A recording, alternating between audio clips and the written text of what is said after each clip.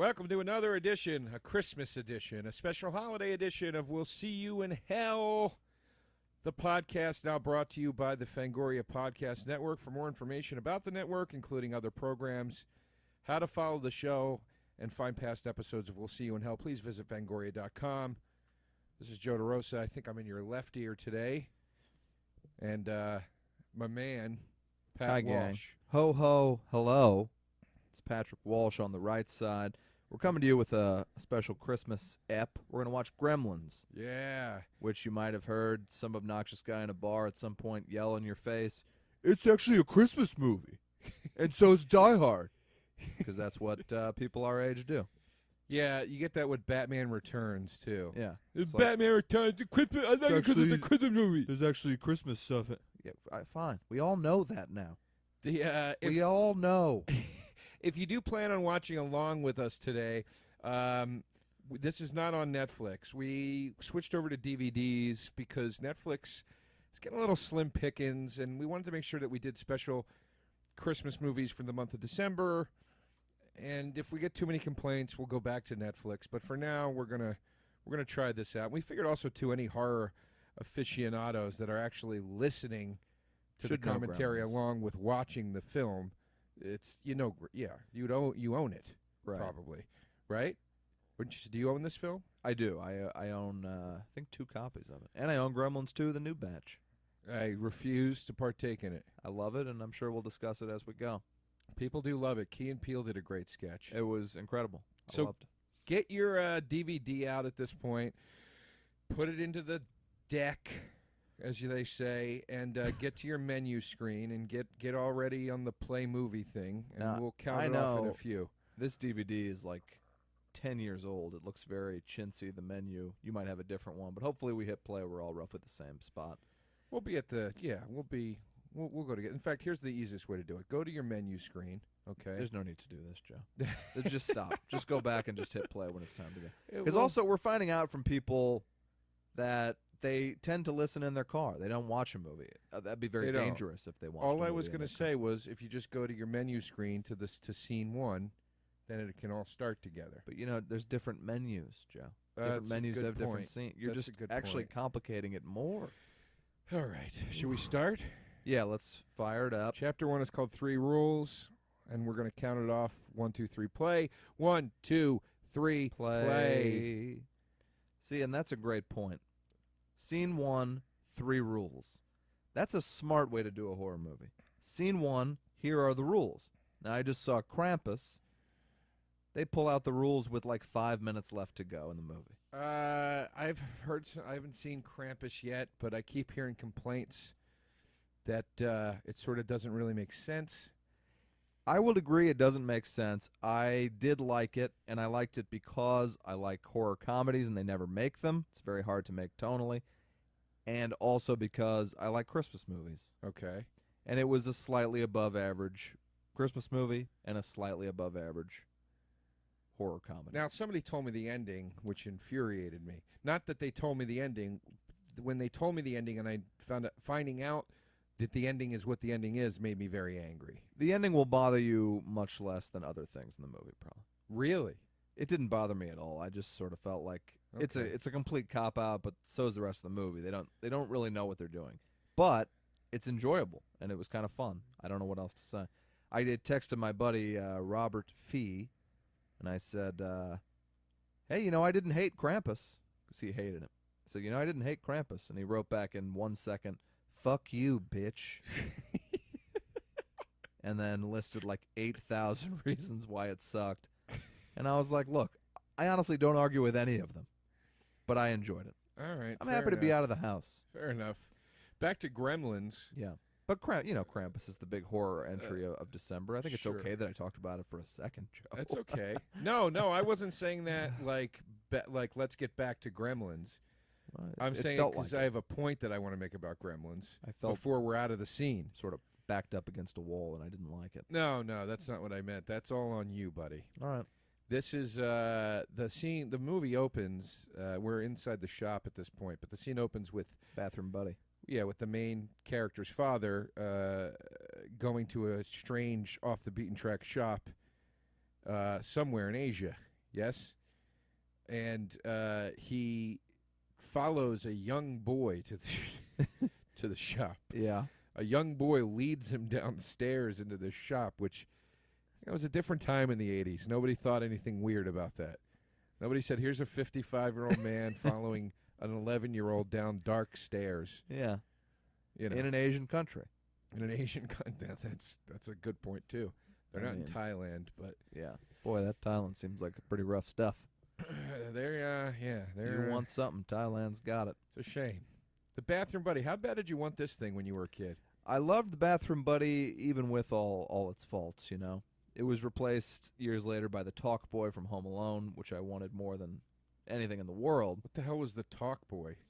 The Talk Boy was in Home Alone 2, and it's like a handheld device. He uses to like record speech. It alters his speech.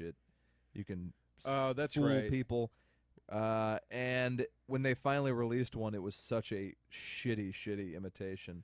They just rushed it out because they were like, "Oh, people are going to want this," and they didn't do it right. But I had one. Yeah, because in the movie, it makes his voice sound impossible. It's just different people that they recorded. Yeah, And exactly. they're like, this is Macaulay Culkin's voice being altered. Plus, right? how hard is it really to fool Rob Schneider? Rob Schneider, is he in the? He's like the bellhop That's that right. Kevin keeps fooling. You know, it's all blur at this point. The Home Alones. Well, I don't remember who's in what. One is just fantastic. I rewatched it the other day. It's a great movie. It's an A+. Two is they just really slipped a lot, but it's good. 3 is unwatchable. I argue that the end burglar sequence of 2 is funnier than the end burglar sequence of 1. It loses all trace of reality, That's why but I yeah, like it is pretty awesome, and it goes on forever. That's the It's one extremely where violent. that's the one where Daniel Stern gets electrocuted, right? And you see his skeleton. Yeah, which is a bit they took from John Hughes' own Planes, Trains, and Automobiles. Yeah, I love it. It's the end of it is he's throwing bricks onto their heads. Yeah, And just they're whole just bricks. from like 20 floors up, Yeah, just dropping bricks on their heads. yeah. Yeah, it's really funny, man. And Macaulay Culkin was awesome. Yeah, You don't usually get a kid that funny. the Culk. And The Culkin, Culk. I hope you're well if you're listening. I hope you're keeping clean, buddy. Yeah, I think he's doing all right. All right. He seems like he's in good spirits every time I see him. Speaking of keeping clean, Scott Weiland, R.I.P. Is anybody surprised?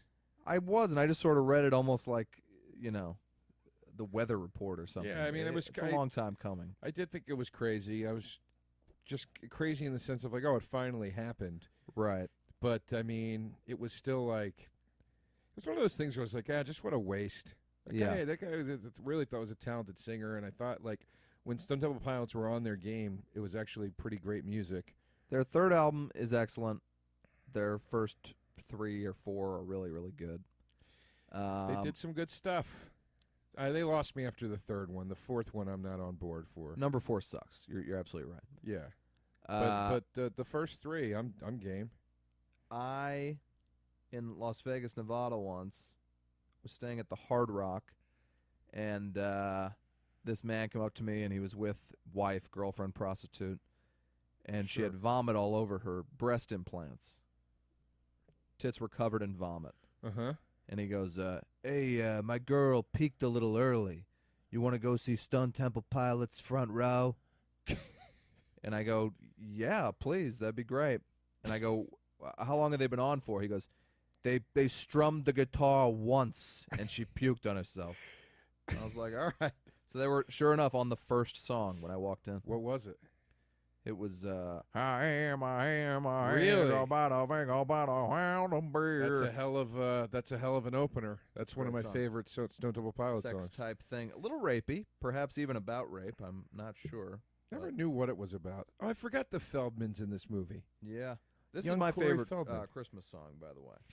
It's funny. We talked about this. We talked about Christmas songs at work the other day, and I said that my favorite was Mariah Carey's "All I Want for Christmas Is You," Yeah. which it's embarrassing for me to say it out loud, but I don't care. The song fills me with the spirit.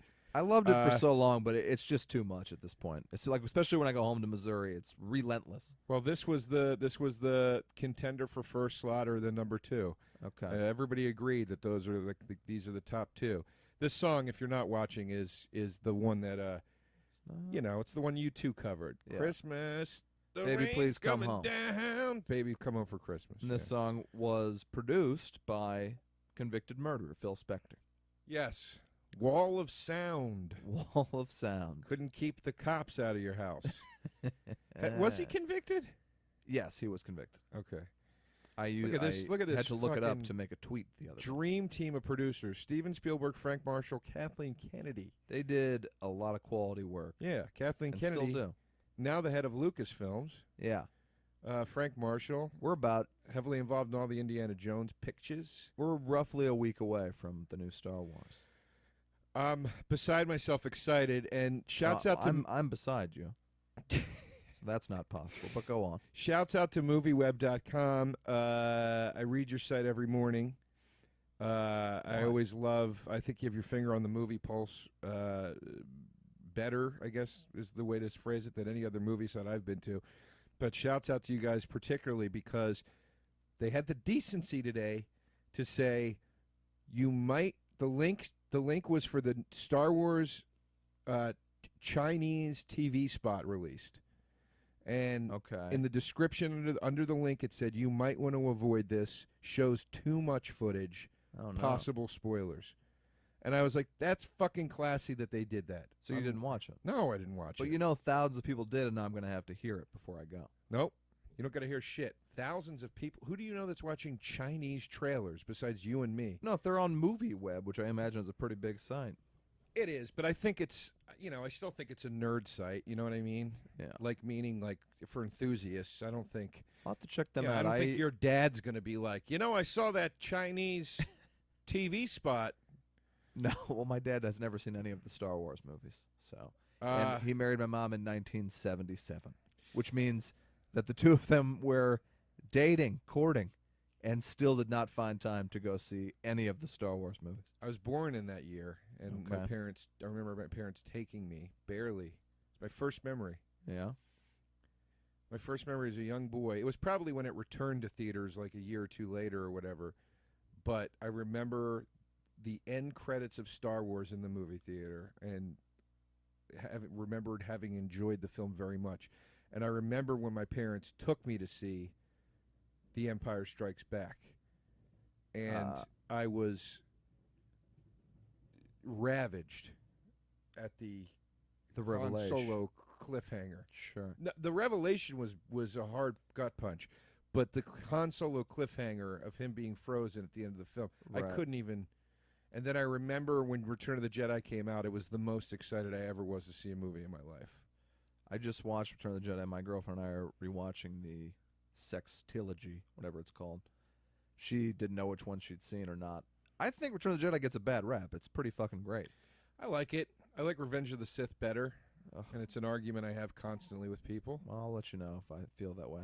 Well, I like it. I like it.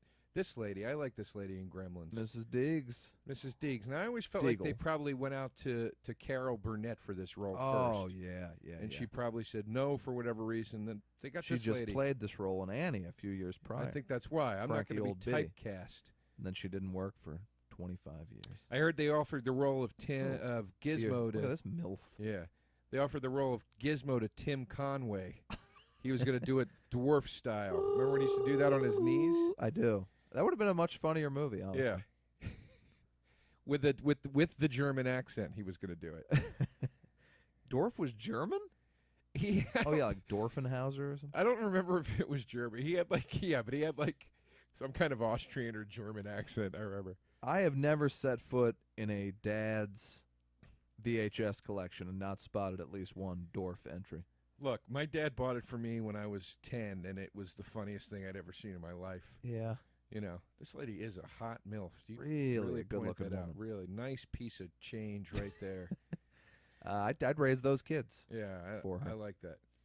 I wouldn't do a good job. I'm not ready for that, but Did I ever tell you about the time that I saw Zach Galligan in the street in New York? Joe, I think you've said it on this podcast I twice. think I have too. I think maybe twice. I'll retell it. Oh, Phoebe Cates, baby. I yelled Zach at him. He turned around, frightened. He's doing it again. He's telling the story He again. looked frightened. I said I'm going to tell it again. I didn't just slip into it.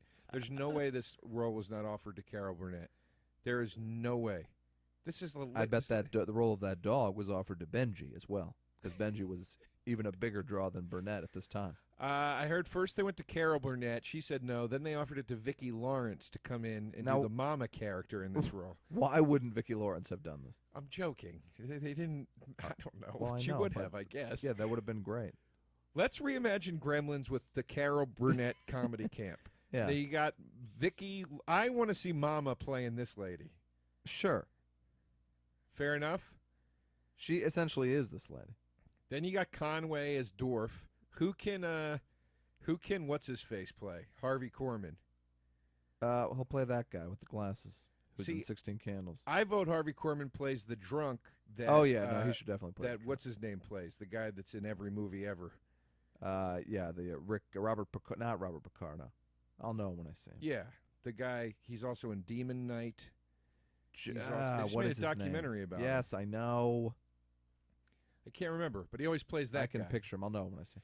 Now, Reinhold's 2 years out of Fast Times playing this tiny dork role. Well, forget 2 years out of Fast Times and playing a tiny role. He's 2 years out of Fast Times. He's playing like a 30-year-old banking man. What the fuck is going on? He was playing a 15-year-old 2 years before this. That's true. I think he was probably much older in Fast Times, and he's playing a little older in this. Well, I mean, look, they got Zach Galligan in there as a stiff, working stiff as well, and I mean that guy can't be more than 19 years old there, right? It might just be because we are so old. Because I've noticed now that people who are anything under like 30 years old look like children to me because I'm getting old. By the way, how fucking good does this bar look that they're in? I would love to hang out at this bar. They give you that a mug of beer, which is nice. They are in. If you're not watching, I feel sorry for you. They are in the greatest neighborhood dive bar I've ever seen in my life. Wood-lined. Clearly a set. Mugs of beer. Obviously fake. Phoebe Cates as the waitress. In a little reindeer sweater. Oh, Cates yeah. also 2 years out of Fast Times. Hugging in all the right places. Wink, wink. They got video games against the back wall. Williamsburg, Brooklyn would spend $2 million to recreate this bar. Yeah, that's true. This week, if they could. Look at that old TV up in the corner. They're playing video games. What is that? It's Lana Del Rey. Please. It's about how her boyfriend won't treat her with respect because he keeps playing his video games. Hey, I got some advice. It's a great song. I got a game you can play, doll. It's called OK Cupid. Find a new guy. Supposed to feel bad for this broad. I always liked that they had swords on the wall in their house. It's very strange. In Gremlins, not Lana Del Rey. You know, see this little screenwriting tip. If you're gonna have a character just yank a sword later in the movie to fight the gremlin as they do here, you have them when they come in, they shut the door and the sword falls to the ground. The audience is like, "Oh, I bet that sword's gonna come into play." These are little touches you can do to make your movie stand out. Little touches, but they also mask the sword foreshadowing very well because you already know the dad is this strange collector eccentric type. Mm-hmm. So you say, he probably has a couple swords on the wall that he bought. He's got some samurai swords. Yeah. Well, those are more like. Oh, don't correct me on swords, Joe. They're not really samurai. Not in swords. my home. They're more like. We're at Joe's home. That's why that's funny. What would you call those? Those are like English swords. Yeah, that's Not like that's probably what they're fencing. called, English swords. I'm glad you corrected me with the correct answer, English swords. Now, the mother's preparing dinner. This is one of my favorite movie tropes ever. It's in every movie I've ever seen in my life. The amount of onion she has chopped up. What are they going to eat? What is she making? What could they possibly be eating? I tell you, it would be my least favorite food because I despise onions.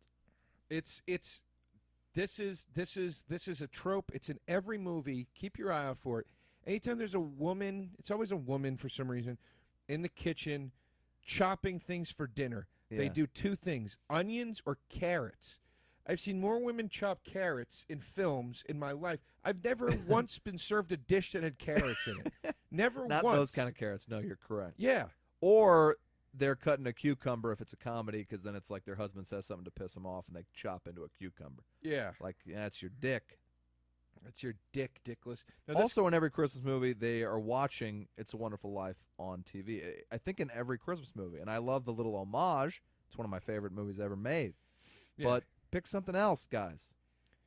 Dad comes in with the gremlin wrapped in paper. Just no regard for its oxygen. There don't appear to be any holes poked. It's nothing. To the point where Zach Galligan shakes it because he thinks it couldn't possibly be a living thing inside here. Yeah. This movie was written by Chris Columbus, Mm-hmm. who went on to direct the first few Harry Potter movies and Home Alone. Home Alone. Mrs. Bicentennial Doubtfire, Man. obviously his worst film, and maybe the worst film ever is Bicentennial Man. He directed the film adaptation of Rent. Oh, yeah. Why did he think he could do that? That sucked. I think it comes time. I think the musical itself sucks. I didn't want to Controversial. see it in any capacity. Yeah. But I saw it when it had been on Broadway for like 45 years. So not exactly as relevant and vibrant as it was. Little extra movie trivia here. Most people probably know this. But the dad is played by Hoyt Axton, who's a country singer. Yeah. And I have a Hoyt Axton album that is just tremendous. Really? He write his own songs? He did. In fact, you and I once were in the car together right after I bought the CD. Uh-huh. And I was listening to We're it. in the back seat. We're under a sleeping bag. Right. The stars are above We're us. parked out at Joshua Tree. Right. And there was the endless a blanket of endless possibilities scrolled out along that road. Uh-huh. And we didn't know where the world would take us or what the night would give us. They took me to Cumtown is where it took me. God. So I was listening to this, and I remember you saying, like, oh, this is pretty cool. And I was like, yeah, it's this old, like, country folk album I got. And I didn't even know the guy's name because I bought it because I was in the store and they were playing it. And I said, can I just buy this? Yeah. And they sold it to me, and I just didn't even look at the case. And later I looked at, Hoyt Axton. I was like, wait a minute, that's the guy from Gremlins. Yeah. And I guess many other movies, but I don't know what he's in. I've seen him in a lot. He was like kind of like how the dad on Webster. Yeah. You know, that guy was Oh, yeah. that guy was like a football player, and then he was on Webster. Alex Karras. Yeah. He was also in Blazing Saddles. I think they're all dead now. Not all of them. Probably. But these two, I mean. And the voice of Gizmo was done by one Howie Mandel. Was it? Noted game show host and OCD freak. Not freak. I did a podcast with him recently. I have OCD. I didn't mean freak, people. He I didn't killed. Was he funny? Yeah, he fucking killed. Ugh. I was on right after him. It's not my bag. I was on right after him. He was killing with this audience where I was like, it was like nerve-wracking almost. Yeah. The guy was like so fast. I was like, why does this guy never have a radio show? He's still doing the voices and shit? No, he was just like a fucking smartass. He sure wasn't funny on Deal or No Deal. Ever. Well, I don't think it was supposed to be funny. Yeah, just, I mean, if he's this funny, let the man do what he's got to do, you know? Also, when are they bringing that show back? It's time. I don't know. Who gives a shit? They did what NBC always did. They had a hit, and they start running it 8 times a week till everyone's sick of it. Yeah. Tell me about it, Law and Order. I'll tell you, Gizmo's adorable, but he's got nothing on this dog. Look at this dog. Look at that dog. It's honestly a little strange that they'd put a cute dog in the mix to compete with Gizmo. The cute dog comes in later and protects the mom, I believe. They string him up with Christmas lights is what happens to him. Oh, that's right. Jesus. Gizmo is adorable. I think, was he stolen by the Furby company, sued by the makers of Gremlins, and then they had to make, I think it was. Really? And then they had to make a Gremlins Furby, I think. Oh, good. I had a Gizmo doll when I was a kid, and I also had a Spike doll. Those are probably worth a ton. Oh, they're gone now. I had a Furby. No, I had a Gizmo stuffed animal, and then the Spike one was hard plastic. They did a great job. The Spike one was really detailed. Those would be worth a lot if you still had them. Probably. I had all the original Star Wars toys, all of them. And we were watching, I believe it was Antiques Roadshow one day, me and my mom, and they were talking about how much everything was worth. Yeah. And she called out to my dad and said, quick, we got to get that Star Wars stuff out of storage. Apparently it's worth a lot of money. And he said, I threw it all away years ago. So that didn't feel good. No. Nope. I told my dad, hey, I collect vinyl now. I have a massive record collection. You've got all this great old stuff from the 70s and 80s, and you don't own a record player. Do you think I could have all these albums? And he was like, I don't know. Yeah, I'll give them to you, but not today. Let me think about it. So you don't own a record player, so you can't do anything with them. Yeah, but I might want to play them again someday. I knew this would never happen. Wow. So then I said, then if you decide to give them to me, you're going to have to ship them, and it'll cost a fortune. Now I can bring them home. Right. And he's like, I'll think about it and let you know. Right. Not 6 months later, I go home. The records are gone. I go, where are the records? I gave them away to Goodwill. Oh, my God. I was just like, what's wrong with you? I mean, it's nice that he gave him to Goodwill, but, I mean, that still hurts. It's just a man with no regard for his son. I have a similar story. This is a crazy thing here. I have a similar story. My dad also had a bunch of old records. Okay. They were sitting in the basement. He didn't have a player. I said, Dad, can I have these? He said, of course. Yeah. Found some gems that I listen to this day in there. Oh, well, that's a much nicer turnout for you, then. Yeah. Thought that was going somewhere. No, bad. That's the whole story. It was just a father that loved his son, giving him the records. You know what he had in there? No. He had the original In Sound from Way Out. The Beastie Boys, like, legally copied the cover. Right. And called their instrumental collection the In Sound from Way Out. He had the original one from the 60s. That's pretty cool. And it's crazy. It's called Pop Music from the Future. It's fucking nuts. Okay. It's a nutty album. It's a zany, cuckoo ride. Gizmo is a lot more lifelike than, say, like some of the Star Wars Sarlacc pit shit. 'Cause I just watched it. Now, you have the special editions, right? I have whatever they put out on Blu-ray, Yeah. and I thought I was watching something without additions and shit. No. And then at the end, they superimposed Hayden Christensen. I kind of like that they did that. I thought it gave the 6 movies a nice unity. Yeah. He's rumored to have been spotted on the set of Episode 8. Really? So I think that's cool. I'd like there to be some tie-ins. I don't want it to be like, hey, we're just ignoring that trilogy. Yeah. Just take things from it that work and tie it all together. That, to me, makes the whole experience a little better. Okay. God damn it, I can't wait to see that movie next week. I'm terrified my plane's going to crash on my way out to the East Coast. I'm terrified I'm not going to get to see it. Now, so wait. In Return of the Jedi originally, was there that woman singing and dancing with, like, lips that come out of her face? No, he added that in the special editions. So I was watching a special edition. Again, you can't get the originals anymore. Is that what you're saying? I have bootlegs of them. Apparently, they're coming out. Apparently, there's heavy rumors that Disney's finally going to release them. I thought they had released them on DVD years ago, but then somebody said that they didn't, or I don't know. It's completely ridiculous because you're watching it and there's like that blue snuffleupagus-looking thing, like nodding its head. That looks, you can almost see the fingers of the hand inside its head. I want to see Frank Oz's bald spot reflecting off the lights. Yeah. And then up comes this like amazingly detailed CGI graphic of another alien singing and dancing. I am one that actually liked a lot of the stuff they added for the special editions. I hate that sequence because it's cheesy, but I like that they added the stuff in Empire. Like, they made it more visually pleasing. They enhanced Cloud City. Okay. You know, all the stuff they did in Empire was great. I like the Jabba scene added into in the original one. I don't like that Han shoots first. Whatever. I like that they expanded the Mos Eisley stuff. Uh-huh. You know, that stuff all really worked nicely, I thought. I just don't like the song and dance number, which George Lucas said, I just thought it'd be really funny to have a song and dance number in the middle of a Star Wars movie. Well, I love Lucas. We're gonna miss. I'm not a Lucas hater, but it does upset me that sequence is in the film. Is that an alien like playing a harmonica and shit? It's just ridiculous. Well, that part I don't give a shit about. It's the when it literally stops for a song. Yeah. I'm just like, come on, man. What are you doing? I didn't hate the Ewoks. I'm not a big Ewok guy. Yeah.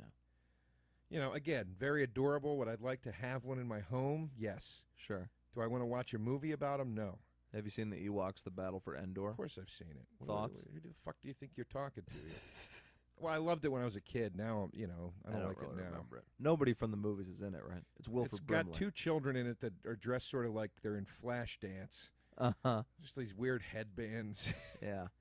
Sort of tights under loose-fitting sweaters.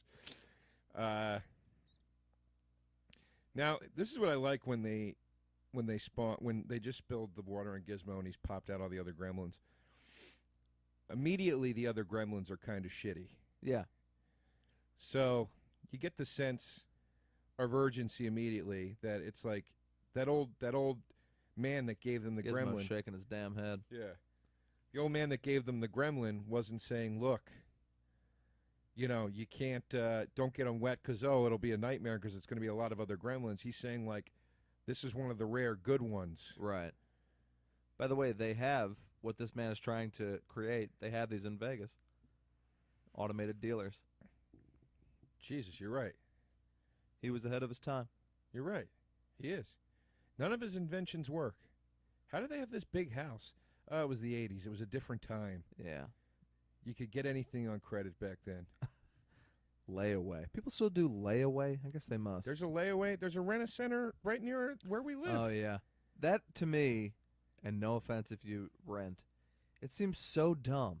And not just, like, if you don't have any money, I get it. My family didn't have money when I was a kid. We never rented something. You're paying more money over time. I don't get it. You know you're paying more money. Wait, I forgot. Actually, rent-a-center is just renting. Layaway's different. Yeah, you can still do layaway. They keep it and you make payments on it. That makes a little more sense, yeah. That makes sense to me. You know, that's commitment, too. I think this country could use a little more layaway. I don't know what's going on with the world at large. We just had a very bizarre service at a local Chinese restaurant.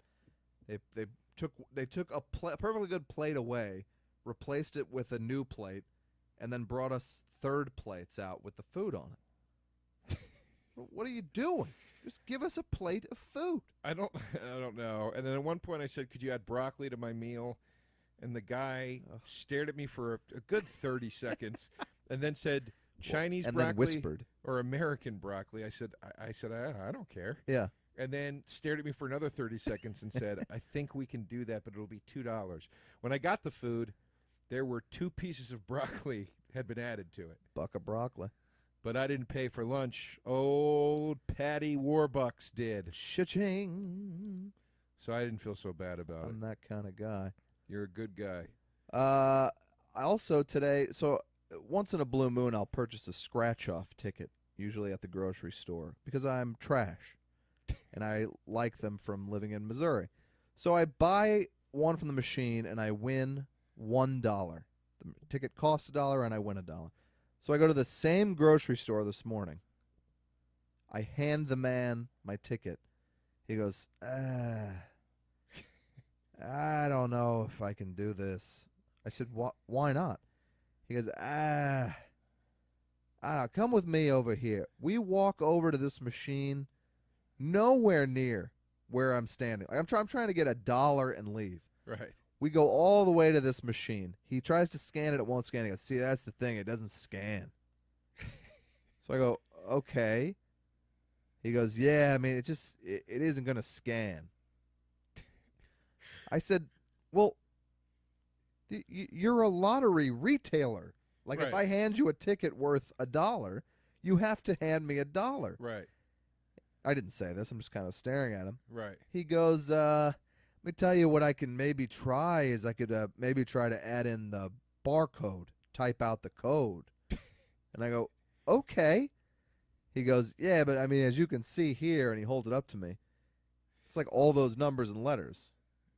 I mean, it's just, you know. I just stared at him. I was like, so what should I just not get it, not win my prize? He goes, no, I'll enter them. I just want you to see. It's like going to take a while. My prize. I go, okay. He types in the letters. It takes forever. Then he types in some other code. That goes on forever. Then he needs to do a manager code forever. He turns to me and he goes, didn't take that either, man. I don't know what to tell you. Hands me the ticket and walks away. So what if I had won $10,000? This is my. I don't get it because you can't figure the machine out. You got to go to another place. He didn't say like, let me try to get my manager. Let me see what nothing. Just like, peace, man. I can't help you out. Look, that's L.A., man. Unbelievable. That's L.A. The thing is, this wasn't some like 20-year-old surfer named Chip. It was a 60-year-old man. Well, guess what? 40 years ago, that guy was a 20-year-old surfer named Chip. And he stayed here, and that's what happens. That's how everything is here. Customer service, it's atrocious. I've never encountered more customer service people in one concentrated place where they do that. They tell you, they try to explain to you why they can't do the job. It's like, I don't give a shit. Right. Do it or be like or have a succinct way of telling me it can't be done right now. Yeah. And they don't offer compensation. They don't offer alternatives. No alternatives. Everybody here, like in the service industry, has the same attitude that like a pothead sound man has at a rock club. Like, hey man, sounds all right to me, bro. Yeah, listen, man, what do you want from me? Yeah. I don't know. Maybe you do your job. There he is, Dick Miller. Yes, Dick Miller. Yeah, it was very annoying. Jinx, that was weird. That was weird. We Exact same double pitch ah. of ah. Now, Patty, here's something I've never done once on this podcast, and I'm going to ask you if you can do it. Okay. Can you take the helm and talk solo for 2 minutes so I can listen to the voicemail the vet just left me about my dog? Sure, yeah. Joe's dog's in danger. I'll take it from here. Thank you. All right. I feel like in Wayne's World when Wayne leaves and then Garth is like, but no, I'm fine. I'll be able to vamp, as they call it. Folks, I saw Gremlins too young. It was PG rated. It's probably too scary for that. And I'm going to tell you a little story while Joe's gone about the two movies that started the PG-13 rating. Maybe you don't know this. Maybe I'll blow your mind. Steven Spielberg was the biggest director there was, coming off the hits of E.T., produced Poltergeist, Raiders of the Lost Ark. And he's got two movies coming out in the summer of '84, Gremlins and Indiana Jones and the Temple of Doom. So, because Spielberg is Spielberg, they come back and they're like, these movies are really violent. Like, they're kind of intense, and they maybe should be rated R. And he goes, no, I can't have Gremlins, I can't have Indiana Jones be rated R. That's not going to work. So they eventually, because Spielberg was such a big name and carried so much clout in the industry, gave him his PG ratings for both movies, but they are incredibly intense for children. So then when they released the movies in theaters, children were horrified by Gremlins, children were horrified by Temple of Doom and the ripping out the hearts, and Spielberg goes to the MPAA, he says, maybe we should have a rating that tells parents this is more intense than a PG, but it's not going to have the nudity and sex and stuff of an R. And together, they came up with the PG-13 rating because of Gremlins and Temple of Doom. It's incredible. Temple of Doom was the first, I believe. Well, all right. I think you might be right, Joe. Thank you. Pup's okay. That's good. Has some gastronitis. My dog has been vomiting, ladies and gentlemen, on and off for, I don't know, half a week, 4 days. So, with any dog, you think, like, well, I probably ate some grass, and then the second day, you think, did he eat more grass? And then the third day, I'm like, it's got to be his food. So I dumbed down his food and made it less, made it more bland. And then he seemed okay for a day, and I was like, okay, we got it. And then he puked again today, so I brought him to the vet. But they did an X-ray. They sent the X-rays out. He doesn't have a blockage, thank God. He's just got a little touch of a bug. And that will probably be $875. Oh, yeah, for sure. Honestly, it could be more than that. Are you serious? Yeah. I've had friends go in with dog shit, and it's $1,300. Are you kidding me? I'm not kidding you. I hope it won't. Hopefully I'm going high, so you'll be my guess is pleased. 5 honey. Okay. X-ray. Don't call me honey. X-ray. I got some medicines for him, and then I got some sedatives for when we fly next week. You guys turn into this movie podcast. From me, you hear a pretty riveting account of the creation of the PG-13 rating in movies in a succinct 2 minutes, and then Joe tells you about his dog puking. I'm trying to stay on message here. Well, I thought they, you get up and you say, the dog's sick, and the vet called, and I got to leave the podcast for the first time in the recorded history of this show. Yeah. I think you come back, they want to know, how's the dog? All right. Dog's fine. Yeah, he's fine. And your concern is overwhelming. He's fine. No, if you had come in and been like, my boy's dead, I would have given you the appropriate, I got to go.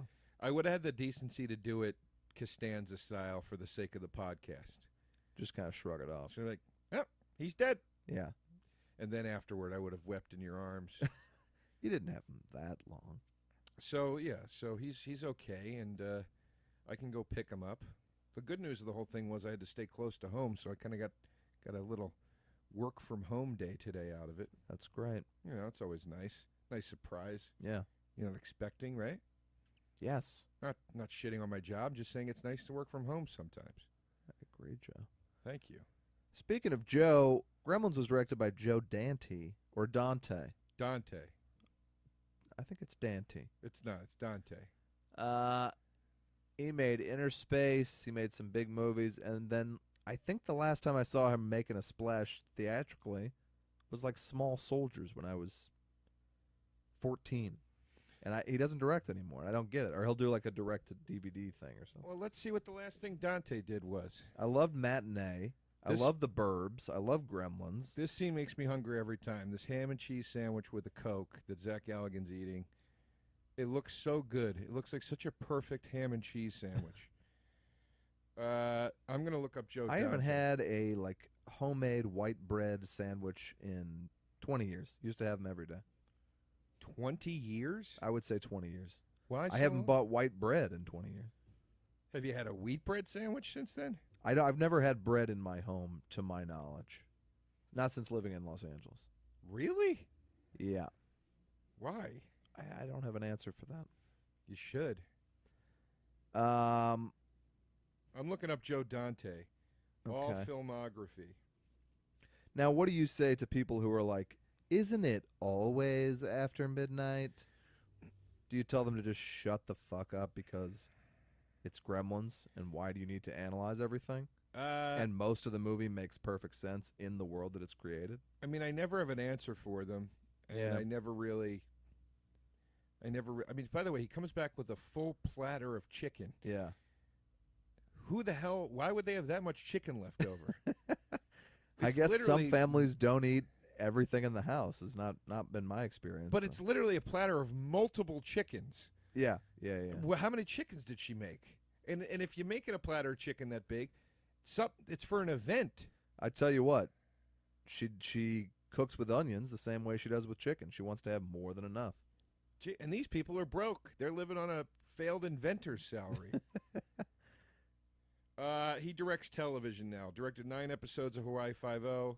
Joe Dante? Yeah. Is directing some Come on, Joe. Legends of Tomorrow episodes. Well, he's making money. That's good. Look, The man had just a perfect touch. He directed The Hole was his last film, 2009's The Hole, which was fairly well received. He's into porn now. Folks. There you go. The Hole. The crazy thing to me... That was a prequel to Holes with Shia LaBeouf? It was a sequel, and it was... They went the other direction. I got you. Yeah, they went the other direction. People think the sequel always has to be bigger. He went smaller. Okay. One A hole. smaller hole, yeah.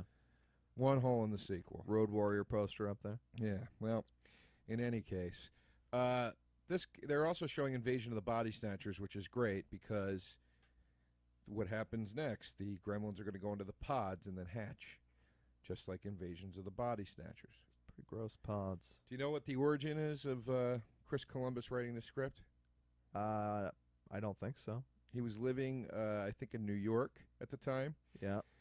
And he said his apartment had a mouse problem. And it kept, he would lay in bed at night, and he said he'd be freaked out about having his hand dangling over the bed because he was afraid a mouse would run by and sweep it or bite it or something. And that's how he got the idea for Gremlins. All right, I like that. Yeah. These pods truly are disgusting that they go into. Yeah, they look like they're covered in snot, phlegm. Very alien looking. Like, Yeah. I mean, like the movie Alien. Right. It looks like that thing on the cover of the original Alien box. I'm sure it was influenced. I always try to think about that. Like, so Gremlins is 84, Alien is 79. Like, so that to us would be like, what was a big movie from 5 years ago? Like, it's hard to think in that time because we're, again, old. Sure. But like 2010, so you're talking about like, well, what came out? In Joe? 2010? Yeah.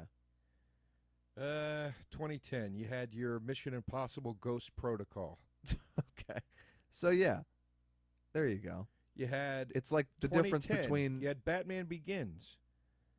No, I don't think either of those are right. No, Dark Knight was 2010.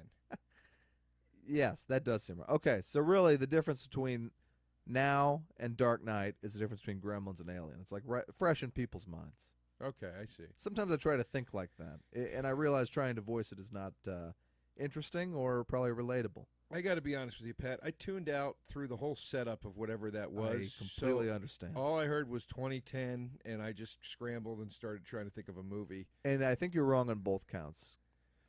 I wasn't listening. I'm sorry.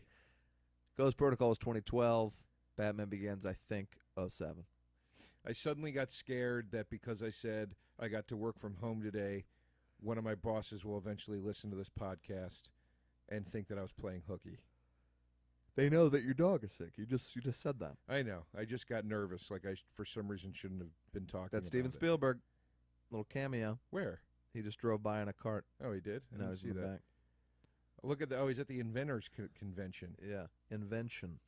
The Invention Convention. I there's crazy doodads and gadgets all over the place. I had a movie tweet this morning. I was saying I want to do a Pac-Man movie with Gene Hackman and Hugh Jackman, and the trailer would be Hackman, Jackman, Pac-Man, right? And Hackman's like his mentor or dad. So it would start with a young Hugh Jackman, and his dad's like, "Quit playing that fucking Pac-Man." And then he starts getting better and better, and then his dad becomes like his coach, or he gets so angry at his son for playing all this Pac-Man that he turns against him, and he's the villain. And even when he grows up, Hackman is still like, this is what you're doing with your life, and he's got to show him there's good money to be made on the Pac-Man circuit, which there probably is. I got to tell you, I admire the fact that you're going to drop an F-bomb in a Pac-Man movie. Oh, it's a hard R. It's a hard R. It's a hard R. So this isn't they go into the graphic game. Sex. They don't fight the Pac-Man ghost or anything. You know what? Because we already had Pixels. Okay? And thank God we did. I ain't making Pixels 2, baby. All right. So I'm doing a hard R. This Pac-Man. is essentially Fred Savage's The Wizard, except with a grown-ups and a lot of fucks. That's right. I got you. That's right. Maybe you get Savage in there as in a cameo. Okay. He runs in with the power glove. Yeah, I think today's audiences would love a wizard reference for sure. Yeah, why not? That movie's much darker than you think it's going to be, too. I don't remember it. I saw it at the Dollar Show when I was a kid. Heavy. I saw it when I was a kid, too, and I was all excited, like, oh, it's a Nintendo movie. Real heavy stuff going on in that movie. Yeah. What is it? I don't even remember. I think like his younger brother's like disturbed or something. And, oh yeah, and that's his brother true. turns out to be the wizard. I asked, but it's like a Tommy thing where like he can't talk, but he that's true. Video game is way too heavy for what I wanted. All I wanted to see was the Super Mario Brothers 3 footage. Yeah, oh yeah, and yeah, the Power Glove. That was really shameful to make kids like pay to see a movie to get footage of a video game. Like it's amazing they don't do that shit anymore. Well, but they tried to make it a real movie at least. That's the part that bothered me more. Give me a no holds barred style thing, right? Where it's just all fluff, man. That's all I wanted at that age. I asked Fred. Excuse me. Let me pick up that name I dropped. Savage. Right. If he ever like made out with Jenny Lewis, because she's one of the best looking women in the world. Who the hell is Jenny Lewis? She's the lead singer of Rilo Kiley. She's a great solo singer in her own right. And she was in the Bill Murray Christmas special on Netflix. Oh, yeah. Well, why would he have made out with her? Because she was the female lead of The Wizard. And they were both like 14 at the time with their hormones popping. And he was like, no, she was not interested in me. So the Sav made a try. Yeah. The Fred got a little savage. He said she had a mom who was very involved. So she wasn't really allowing for that sort of thing. Can we talk about this Murray Christmas special for a minute, please? We can, except I don't want to lose one thought I had. What were we talking about before that? The Wizard. Fred Savage. The Wizard. Oh, I know. Okay, so yeah, Murray Christmas, you remember that. But I got to ask, or else I'm going to forget. Do you remember there being a choose-your-own-adventure movie with Christopher Lloyd briefly released in theaters where certain seats were equipped with you could choose A, B, C, or D? No. This definitely happened. It was an AMC thing, and I went. It was like 25 minutes, same ticket as a movie.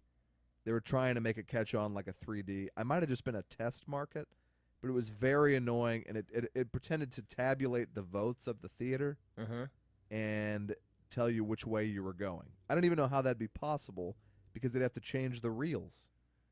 But I went to this, and they tried to pass it off as something that was happening. You went to it. I did it. I'm going to Google this. You did it. I'm going to Google So this. it was bullshit. They just made you think you were choosing. Look, as I was talking about it just now, I was like, they would have had to change the reels. And now well, I'm angry. they change the reels all the time in movies. Maybe they just, maybe the reels came, maybe the parts where you chose were at reel changes. All right, And I'm they gonna knew, look it up. like, okay, that's this reel, not that one. Isn't that possible? Yeah. How I think so. frequently were you doing the button? Every 3 minutes. Oh, well, then that's impossible then. Yeah, I don't think so. That's impossible then. Merry Christmas. What were your thoughts? Look, I love Bill Murray.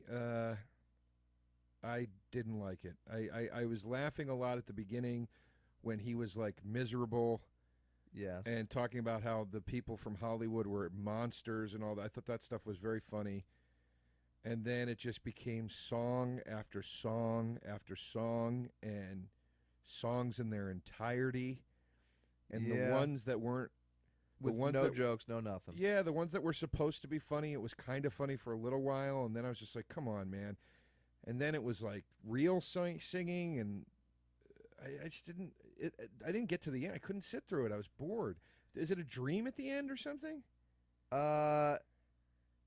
No. He hits his head at one point. There's a dream sequence that was kind of good. Miley Cyrus actually sounded great in it. She sounded great, but I mean, I don't. Yeah, I thought Clooney was pretty funny, popping out from behind that tree. That was okay.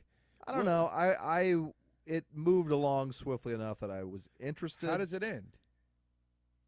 It just sort of ends. I honestly don't even remember what happened at the end. It's not long after the Miley Cyrus thing that it ends. It's an hour long. So there's no. So the whole thing at the beginning where he's like, for some reason, doing a live Christmas special on TV from a hotel, like that's never called out as like that was a fantasy or anything like that. Yeah, I mean he hits his head. I think. I just watched this. I was very tired. He hits his head, but he hits his head and then goes into a fantasy. He doesn't hit his head at the beginning. No, well that's real. They're gonna do a show, but nobody can make it. It's a ridiculous premise. I agree. So then they all sing Fairy Tale New York, and then I was watching it with my girlfriend, and I was like, you know, they say the word F-A-G-G-O-T in this song. I wonder if they're going to do it, and they didn't do it. They also... Which is probably for the best, but I was still kind of like... But they say it in the wood sense, right? Yeah, exactly. They're not saying it like... No, okay. no, it's the Pogues. She goes, oh, it is. You scumbag, you maggot, you cheap lousy... Oh, really? Yeah, they didn't sing that part. Now, here's the thing, too. There's other things that bother me about it, because this has really been on my mind. He's got celebrities playing themselves in it. Then he's got celebrities playing characters. Yeah. So Amy Poehler walks through the door. Was weird, yes. And it doesn't make any sense. And then Michael Cera. And then, why did Chris Rock show up? Where that whole thing where he's like, I walked on the train rails to get up here, and then he's like, I gotta go. I'm like, what the fuck is happening right now? I honestly don't know. You know what it felt like to me? It felt like one of those hipstery things where it's like, we're gonna make fun of this thing that's been done a million times, and by make fun of it, we mean we're just gonna do it exactly as it's been done. Yeah. With a mild commentary to it. It was extremely joke light. And then Murray was not singing in the funny way, so it's kind of like... No, he was like for real singing. Yeah, it's like, I don't want to hear you sing full songs here, Bill. You don't have a great voice. His voice isn't bad. It's fine. It's just like you're not paying to watch Bill. You wouldn't go to a Bill Murray concert. I guess I probably would. But if it's just like, hey, no banter, I'm just going to be singing 12 songs, I'd be like, eh. Yeah, they kind of never... It started... The thing at the beginning was really funny when he's on the phone, and he's like... don't you ever try this again. And he hangs up, and he's like, my sister. Yeah. That stuff was funny. Then they have... I thought it was going to be more of like a play on him being Scrooge, Right. Well, it was written by Mitch Glazer and Bill Murray. Mitch Glazer wrote Scrooged. And Sofia Coppola, which is where we wrap this up, comes in. Did she direct Although I did love Virgin Suicides and Lost in Translation. I love Virgin Suicides, hated Lost in Translation. But I wanted to see the bling ring. It's all right. It's not great. I actually downgraded from all right to not great. And the Somewhere is really obnoxious and boring. The what is? Somewhere with Steven Dorff. The fuck is Somewhere? She directed it. Is that the one where they're sitting on Hollywood Boulevard? No, that's a special about Sunset Boulevard or something. It's a documentary about Sunset Boulevard. Yeah, her and Steve. Wait, but what the fuck is Somewhere? I've never even heard of it. Steven Dorff, it's like a lonely man in Hollywood, and he sits around being lonely. Oh, poor, gorgeous Steven Dorff. Yeah, my daughter won't talk to me. All I did was have a coke habit for 20 years and ignore her. That's pretty much what the movie is. Oh, fuck off. Eat me. And then her other one was Marie Antoinette, which looked awesome, but I couldn't stay awake. I had no interest in Marie Antoinette. No, nor should you. This scene is particularly intense. This is like a horror movie scene. It's great. They did a great job with this movie. Where they're trying to kill his mom. So let me tell you real quick. I did not dream this, because that's always my fear is that I dream these things. Mr. Payback, an interactive movie. Mr. Payback. You and your friends choose the action. Written by and directed by Bob Gale, who did Back to the Future. Came out in 1995, so I would have been 14. Sounds exactly right. Running time, 20 to 30 minutes. And I'm going to read very quickly. It's 30 minutes long. A paragraph here.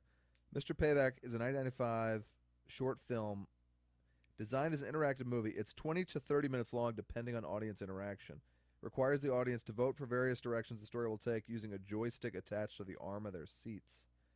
Stars an android who in a number of possible storylines takes action by humiliating or attacking people who deserve it. Okay. And Siskel and Ebert despised it. I saw that in the theaters, folks. Was it good? It was terrible and it barely worked. It didn't really work. It didn't really work. But that doesn't answer my question, how were they doing it? Unless it was like a video projector. What do you mean it barely worked? Like, there wasn't that many people in there, and we'd all be like yelling out, A, A, and you'd click it, and it'd be like, you've chosen C. So it was rigged. I think it was probably rigged.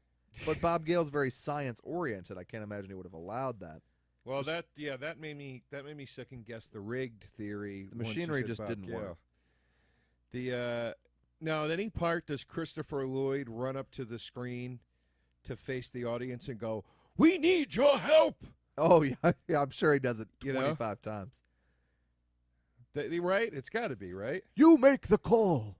Right. Oh, we had a request to do more while we're on impressions. We had a request to do more Sam Elliott ordering food. Sam Elliott. Well, he was actually ordering food at a bank, which is at a bank. That's what we were doing. Oh, that's gross. I don't remember what the bit was. It just blew up the gremlin in the microwave. Yeah, I find the blender one to be grosser when all the guts go all over the wall and literally chunks of gremlin fly out of it.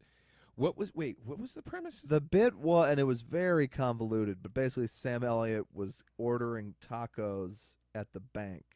Because we were just having him order tacos, and I was like, he's at the bank doing this. Because in the scenario, he's a little nuts.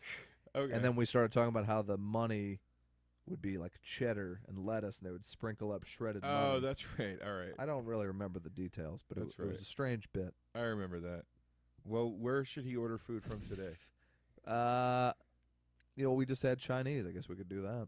All right. You want to be? You can be Sam Elliott first. All right. And I'll be the waiter. Now, I'm not going to do an accent out of fear. Well, no. Oh, okay. You're going to be the waiter. All right. I thought we were going to do dueling Elliots. Well, I'll do the waiter, and then I'll do an Elliott one. All right. We can each take a turn. Hi. Welcome to Chinese Kingdom. Wow. You have the easy straight man part where you say, "Hi, I'm a waiter," and you've already blown it. Welcome to Chinese Kingdom. Can I take your order, please? Yeah.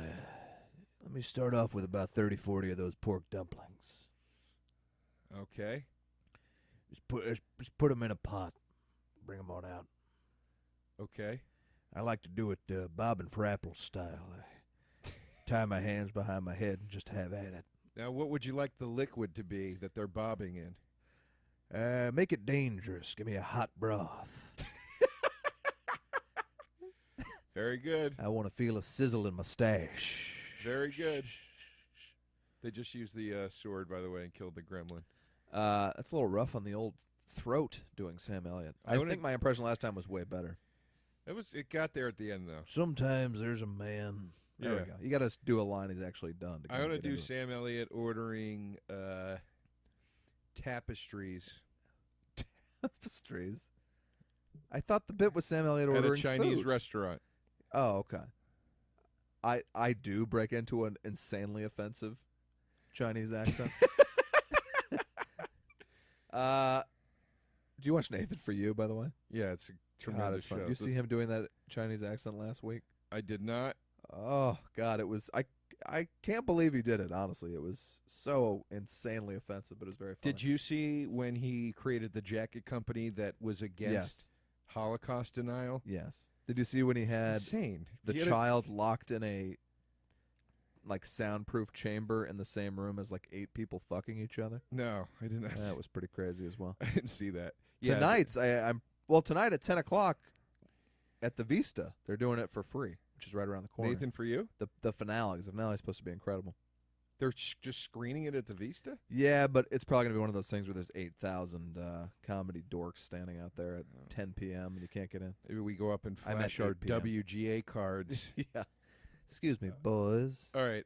Okay, so, yeah, I'm just going to... It's hard not to talk in a Chinese accent now. Now I want to. Just pretend we're in a diner then. No. We're doing this. All right. Mr. Elliott, sorry, I am a fan. Please just call me Sam. Can I? I'd love to. I'm a big fan of yours, Sam. Can I get you started with something, a water or a I'm beverage? actually not very hungry. Okay, well. I was interested in purchasing some tapestries.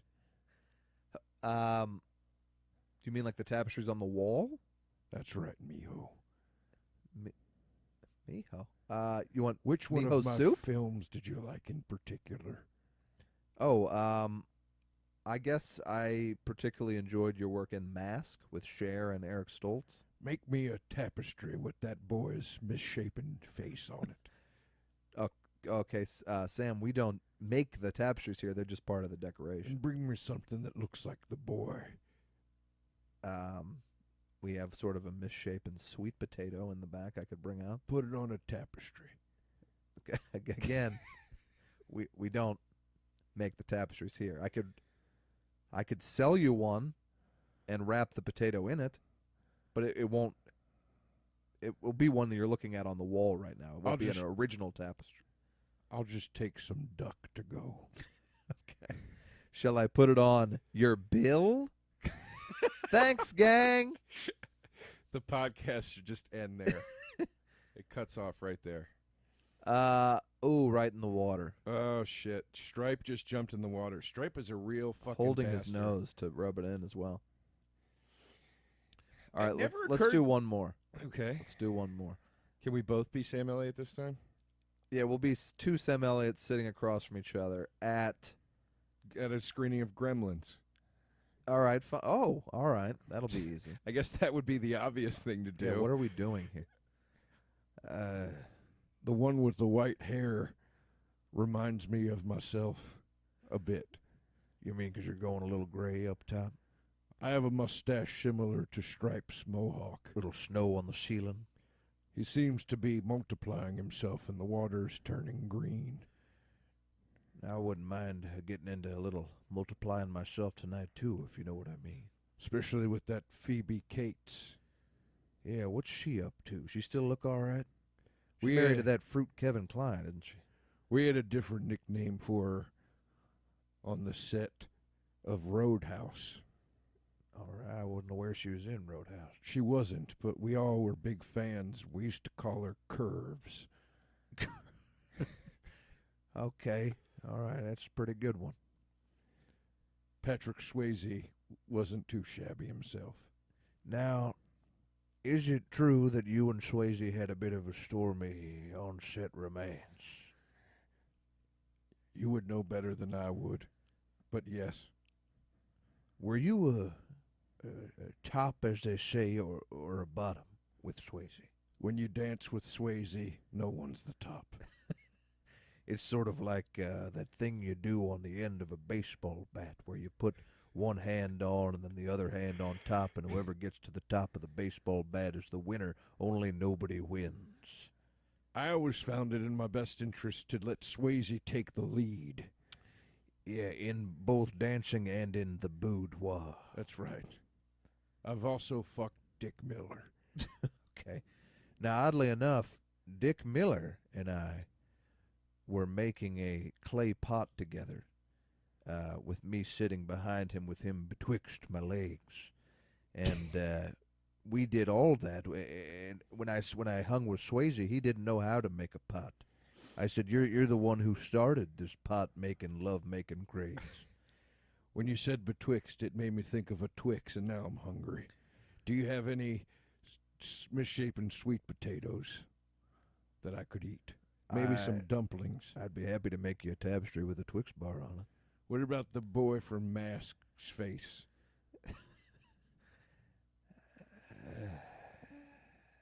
Thanks, folks.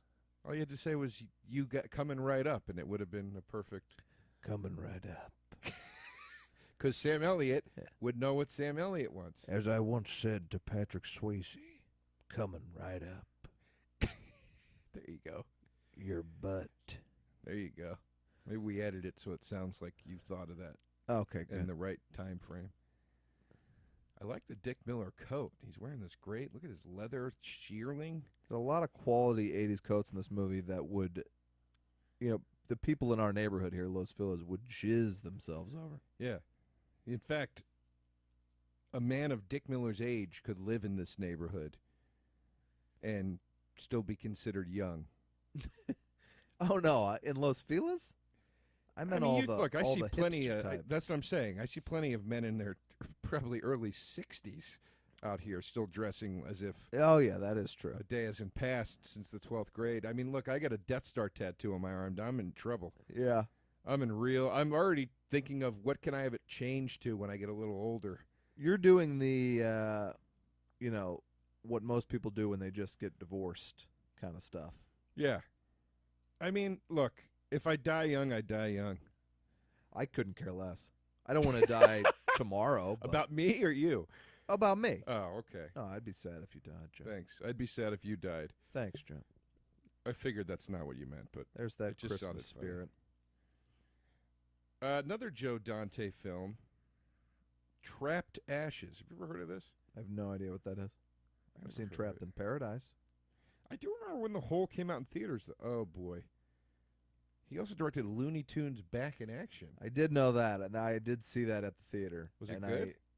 It has its supporters, but it's not good.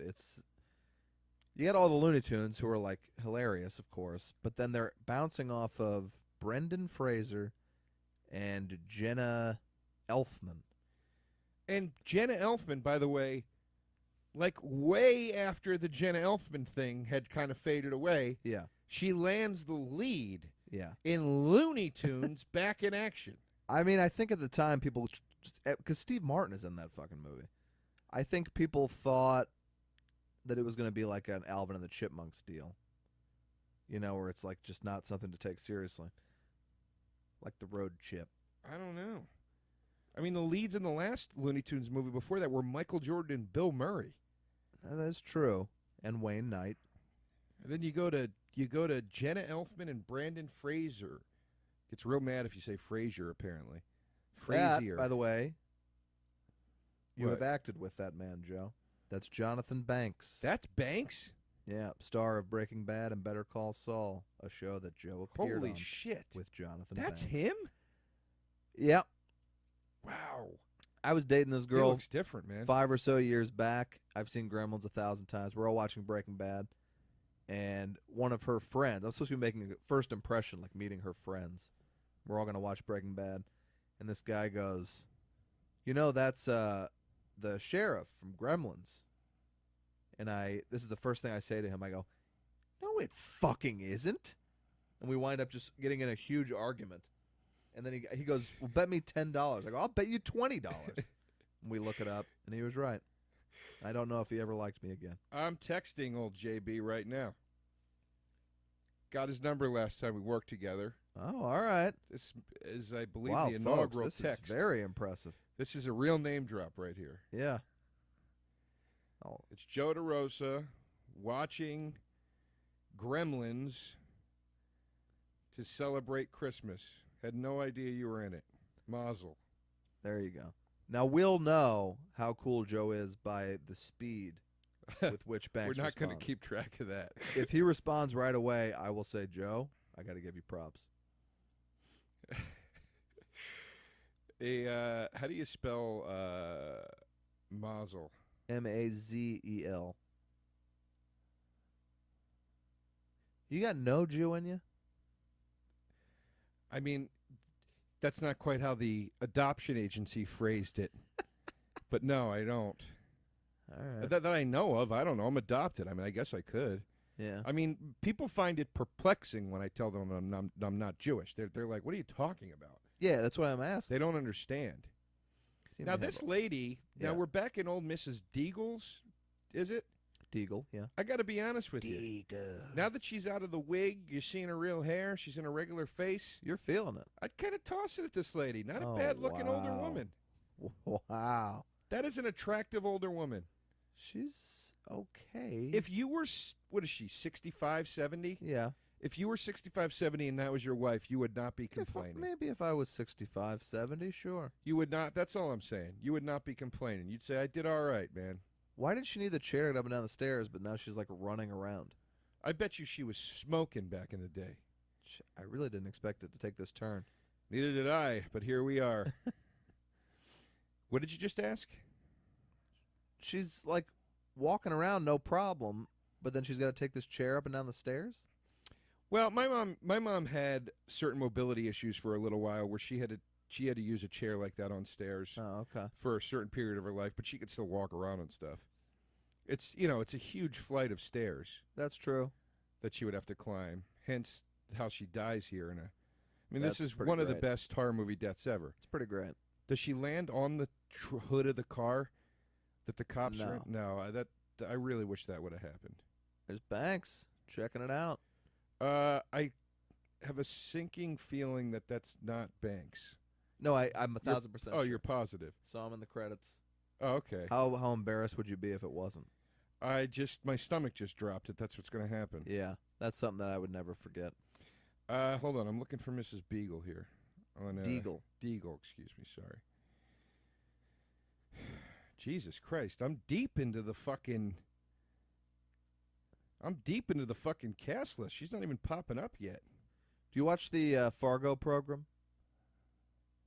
I don't, but not because I don't have an interest. I don't have cable, so Right. I'm kind of still waiting for it to pop up on Netflix or something. I can loan you season 1. The first season, I was like, it starts out and you're like, okay. And then by the end, I was like, this is fucking incredible. It's amazing. Then they throw everything away and start fresh with an entirely new cast and story. I heard. And it's perhaps better. I heard. The last 2 episodes of this show are like, they're some of the best TV I've ever seen in my life. I You got heard. an old Danson killing it. Patrick Wilson, like the first time I ever thought he was better than average. I love a Wilson. Dunst. You got that guy I call Fat Damon, who's in Black Mass and like every movie that comes out. I love that guy. Yeah. She's Jesse not. Plemons is his name. She's not listed. You probably just missed her, Joe. I've gone up and down the list three Well, times. Calm down. Breathe. Do a Google search for Gremlins Mrs. Deagle. I cannot believe she's not listed here on the cast list. That's insane. Bank teller is listed. I think There's maybe old you're just- Judge Reinhold. Reinhold Well, hasn't they been in wrote anything. Mrs. Harris. Is that No. maybe they got the name wrong? Who the hell is Mrs. Harris? Maybe it was the mom with the hot mom. I don't know. This is looking like Mrs. Deagle to me, except younger. Well, no, because this You're lady's only obsessed. 68 now, so that can't be her. No, There that she lady's is, Ruby probably Deagle. Polly Holiday is her name. Okay. Now let's see some old shots of old Polly Holiday. Oh, she was. I didn't realize that she was Flo on Alice. Oh yeah, that checks out. Yeah, was Checks she the out. one that said "Kiss my grits"? Kiss my grits? So she was probably a lot of fun. That's Sassy, certainly. that. How many times did guys dream about going to a diner and just picking up that chick and bringing her home? You know what I mean? Yeah. All right. Partner, I'll drink you under the table. Not bad. Joyous woman. I take back that they offered it to Carol Burnett first because maybe they did just offer it to her. Flo was big at the time. I apologize, Polly. I think Polly's still doing well, 78, looking healthy. vibrant. And I said she was 65 in this movie, for Christ's sakes. She's only 78 now. This movie's 30 years old. They aged her up. She was 48 in this movie? How the Joe. fuck is that possible? I can't talk about this woman anymore. I She really was- can't. I can't she do was it. born in 1937. This movie was shot in 1984. How old is that? 50, No. 47, yeah. How the hell is she only 47? They aged her up. That's why you thought she looked so much younger than she was. See? She was exactly the age she's supposed to be. All right. So let's talk movies. I said I saw Krampus. What else has come out? I saw There's a segue for you, folks. Anomalisa, the new Charlie Kaufman movie. I wanted to, and then I just thought, nah. I How'd you tell like you, it? it's definitely one that people are going to be like, genius. Yes, Charlie Kaufman is certainly a genius. He's Yeah. made masterful movies with incredible scripts. This is a pretty minor deal. It's like a short story. It's got a great little moment twist in it where you're like, oh, that's really cool. And it's reasonably entertaining, but there's huge stretches of boredom. The lead character is off the charts unlikable, and you're supposed to see yourself in him, but it's kind of like I don't even know if I want to go this dark with myself. I don't hate myself this much. In what ways is he unlikable? The gist is every single person in the movie other than him has the exact same voice, Uh-huh. because he's like, everyone who's not him is boring, essentially. And then he hears a woman with a different voice, and he becomes fixated on her. And then I'll stop there. Literally they have the same voice. Yeah, the same actor, Tom Noonan, who was in Silence of the Lambs, Huge Tom Noonan fan. does all the voices. And then he hears a new voice, who is Jennifer Jason Leigh. And then I'll stop there Does because I don't want to spoil stuff for you. Tom but- Noonan also do the female voices? Yes. Really? So it's like kind of cool. The puppets look kind of cool. It's definitely a good movie. I love what he was trying to do. I get what he was trying to do. It'll definitely go over a lot of people's heads. And I think most people, your average Joes, will despise it. Now, is there... Which is why I think that kind of movie gets this pass, because people think they're understanding something that no one else can get. It's, it's pretty minor for Charlie Kaufman, but it's a good movie. Is there some puppet sex in it? There's very graphic puppet sex and puppet dick Are you serious? in both flaccid and erect form. I'm dead serious. Puppet vagina. You're joking. I'm 100% serious. So they literally seriously do the thing that South Park guys... Team America did, yeah. Well, the South Park... Yeah, Team... Oh, I thought you said Tim and Eric. Yeah. Speaking of Tim and Eric, watching the Aziz show, very funny. Master of None, yeah. Yeah. It's a good show. Yeah. You Eric, came around on it. I didn't like the first episode, but I started with the second one because somebody said, no, go to the second one, and then I did, and I think it's really funny, man. Yeah. It's a very good show. Particularly enjoying Eric Warheim, Yeah. in it, however you It's say funny his on name. it. Very funny. Very funny. Solid delivery. Don't know if it would have been as funny with Eric Stoltz in that role, let's say. I would say it would not. Not in the mask makeup, just Say Stoltzy. It would. Now, This song is terrible, by the way. well, Super Badness, I think is the name of it. I mean, it doesn't bother me. It fits the tone of the scene. Like, how much better would it be if this had some great 80s song? This was a thing they always did in the 80s, too. Like, there's a gremlin on a fan, and they turn the fan on high, and the fan, goes so fast that it hurls him off and he dies. Yeah. I mean, a ceiling fan, you apply a pound of weight to it, it snaps. That is true. I mean, the ceiling fan in Who's Harry Crumb holds John Candy. It's my favorite scene in the whole movie. It's incredible. It's my absolutely. The cross-eyed butler? Yeah. He's playing a cross-eyed butler on our show this week. Really? He looks pretty much exactly the same, but older and heavier.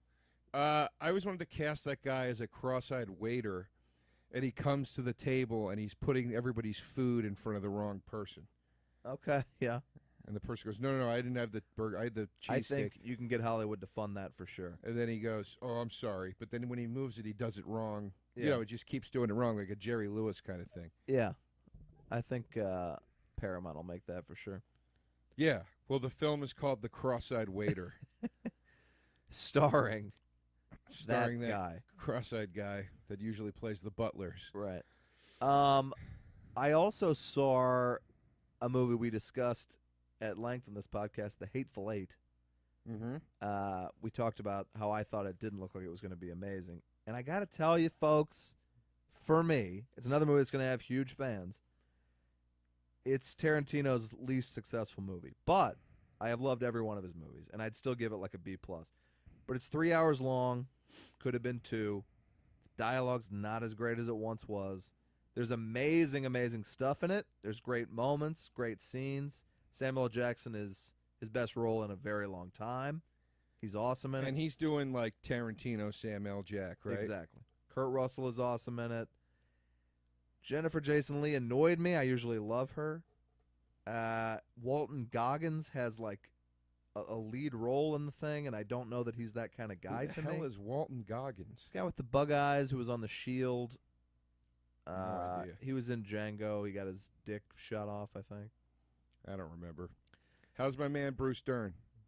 Dern is fine. Madsen. How's Madsen? Madsen's fine. Doesn't talk much. I don't want to spoil anything for you. I know Tarantino's a big deal for people. Roth. How's Roth? Fine. I saw it in the 70mm, and the scenes where they're out in the snow are like the best looking things I've ever seen. But then for 2.5 hours of the 3-hour movie, they're in a cabin. That's not how you showcase 70mm. Now, you said you liked the first half better. I had some other people tell me the second half was where it's at. No, I didn't say I liked the first half better. If I did, I was mistaken. It gets super violent in the second half. The first half is slow, but it's got a lot of outdoor snowy western shit, and I like that stuff. Yeah, a friend of mine told me that she said it was very similar to Kill Bill. She said it felt a lot like Kill Bill. Oh, no. First half was a lot of the setup and the build, and the second half was all the action. I wouldn't compare it in any way to Kill Bill, aside from Tarantino. My least favorite Tarantino movie so far, I've not seen Hateful Eight yet, but my least favorite Tarantino movie so far, I don't count Death Proof. Right. It would be Death Proof, but I like Death Proof, but I agree. I gotta say, Inglourious Bastards. See, I loved it, especially off of first viewing. And I'll watch this again, and maybe it'll pick up. But Inglourious Bastards, that first viewing, I was like, the man's gold. And I still love it again when I watch it. I love huge, huge elements of Inglourious Bastards. Yeah. But there's a lot in there that I find that I don't care particularly for. The storyline of the girl in the movie theater has always kind of bored me. Love it. Love that girl, for God's sake. Yeah, she does a fine job. And that David Bowie song's awesome. So now, here's another thing that I hated about Hateful Eight. It's a tiny little thing. They have Ennio Morricone do the score, which is awesome. It's great. But then Tarantino's, of course, known for putting pop music, anachronistic pop music, sure, in times that not like Django Unchained had rap songs and everything. So I'm watching this. It's all this Ennio Morricone score. There's no other music in it. And then about an hour in, they start playing the White Stripes song Apple Blossom. It doesn't apply to what's going on. They play it like while they're driving. It's kind of a Western type song. And they're driving. That's out of... Well, they're on a horse and buggy. Okay. They play Apple Blossom for 20 seconds, then it abruptly cuts off, almost like it was an editing mistake. And I was like, What the then for the remainder of the movie, there are no more songs that aren't score. So it's one White Stripes song. Why would you put that in there, Quentin Tarantino? He does that. He did it. There's a thing in. He'll do that, and it always kind of bothers me a little bit. Like he did it in. There was a thing in Inglourious Bastards where, when they show one of the. Remember the part where they show them rescuing like the guy from jail? Yeah. To join up. He does like a thing over that with like crazy titles and stuff suddenly, and you're like, it doesn't. It doesn't. I don't know. He likes putting like those sore thumb things in there sometimes. I don't know why, but I guess it's to kind of jolt you out of what you're watching, but it doesn't always work, and this really didn't work. But there is great stuff. There's just these huge chunks where they're in this cabin where you're like, come on, man! Like every word isn't gold. You got to shave some. And then I don't know, did he change the script after the script leaked? Because I heard everybody loved the script, and then I heard that he might have changed it up because the script leaked. Well, somebody also was telling me that the way to see it is the non-70 millimeter, so you don't have to do the intermission. Oh, I loved having an intermission. All right, see, to me that just slows it down. I think it's 10 minutes. I think the only movie that I had seen with an intermission was Dances with Wolves. Dances with Wolves had an intermission? Yeah, I don't remember them doing one since then. Titanic didn't have one. I think Grindhouse had an intermission. No, because the intermission was trailers for other movies, right? I feel like it had a real intermission though too. Okay. Like go to the lobby, get some snacks. Right. Because that's what they would do at a real Grindhouse thing. The other thing I thought about the Hateful Eight, and this might be controversial to some people because it hasn't come out yet. People are, I think, going to love it. Some people are not. But let's say I wrote the Hateful Eight. Okay. Or, let's say an aspiring writer wrote the Hateful Eight. And it's the exact same script. And they turn this thing in. They're like, I want to make this 3-hour movie from this script. It's all set in a cabin. Right. There is no way that movie would get made. No, but why does that bother you? It doesn't bother me. But I think it's both cool and also a little annoying because Tarantino has... He could have taken a note on this movie. It's like somebody could have definitely given him a couple notes and they would have helped out. I think your better argument is not aspiring writer. I think the better argument is an established writer who's not Tarantino would have had to take notes on the movie. Yeah, I guess that's what I was trying to say. Yeah. Like, you take notes or the movie just does not happen. And then you're like, oh, but I've cast Kurt Russell and Sam Jackson. They're like, I don't care. Like, those aren't huge names. Channing Tatum is in it, although he's in none of the previews, and it's not a secret because they put him in the opening credits. I don't know why they're not advertising him. Well, they didn't advertise Jonah Hill in in Django, so that was a nice surprise. I take back what I said now about, like Paul Thomas Anderson. I want him to be able to do whatever he wants. I also want Tarantino to be able to do whatever he wants. I don't. Paul Thomas Anderson needs quite a few slaps on the wrist these days. Yeah. Look, I don't believe anyone that says they like Inherent Vice. I don't believe it. I got into an argument at work the other day about it. I don't believe it. It made me angry. But I also don't believe anyone that says they like The Master. I think it's... Oh, I love The Master, and you can believe me. I don't. I find it to be an impossibly fucking arrogant, masturbatory film. Oh, it's so much better than riddled with unlikable characters. Vice. Oh, of course. Well, what's that saying? I hated Inherent Vice, and I wanted to love it. God, I was excited. I did too. And then I'm just like Martin Short. Everybody's like every moment's gonna be a joy. Broly always brings it home.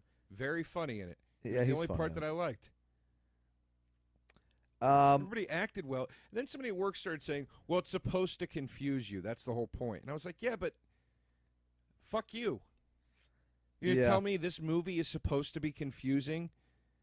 I don't want to fucking watch it then. Like, that's stupid. That's not why I watch movies. Yeah, I read some interview with Paul Thomas Anderson where it seemed like he didn't really understand it, which is like, we're not all doing coke with Robert Altman in the 70s anymore.